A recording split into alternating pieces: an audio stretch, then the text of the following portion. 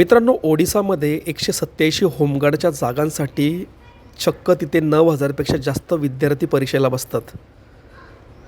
आणि ते 187 जागांसाठी जर 9,000 विद्यार्थी जर परीक्षेला बसत असतील, तर तुम्ही विचार करू शकता बेरोजगारी कोणत्या लेवलला असेल आपल्या देशामध्ये.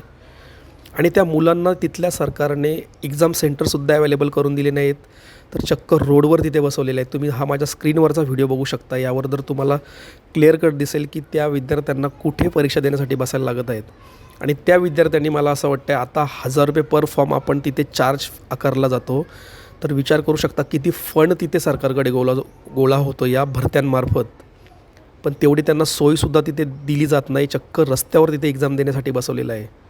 काही लोकं येऊन बोलतील की यार, गव्हर्नमेंटसाठीच का हे लोकं जॉबचा अट्टास करतात. प्रायव्हेट सेक्टरमध्ये जॉब आहेत, प्रायव्हेट सेक्टरमध्ये जॉब करायला पाहिजे. प्रायव्हेट सेक्टरमध्ये जर आज कामाला गेलो तर उद्या कामावर घेतील की नाही याचीसुद्धा गॅरंटी नसते. म्हणून गव्हर्नमेंट जॉब करण्यासाठी हा अट्टास असतो की लाईफटाईम नोकरी करण्याची संधी गव्हर्नमेंटमध्ये असते. परंतु काही गोष्टी इथं बोलून मतलबसुद्धा नाही की एवढ्या कमी जागांसाठी जर एवढे विद्यार्थी फॉर्म भरतात, तर बेरोजगारी कोणत्या लेवलला असेल. आता महाराष्ट्रामध्ये सुद्धा शिपाईची भरती निघणार आहे उच्च न्यायालयामध्ये. त्यासाठी सुद्धा 2,000 भरतीसाठी आता किती मुलं फॉर्म भरतील याचा काही आकडाच नसणार आहे. पण त्यासाठी ₹1,000 फीज आकारली जाते. किती फंड तिथे सरकारकडे गोळा होत असतील तुम्ही विचार करू शकता. आणि जेन्युइनली किती लोकं कामाला लागतात याचासुद्धा डेटा नसतो. म्हणजे आपण फक्त जेन्युइनली अभ्यास करून परीक्षा द्यायची, पैसे भरायचे, पण ते जॉब लागेल की नाही, नोकरी लागेल की नाही याचीसुद्धा गॅरंटी नसते. मित्रांनो, काय वाटतं तुम्हाला कमेंट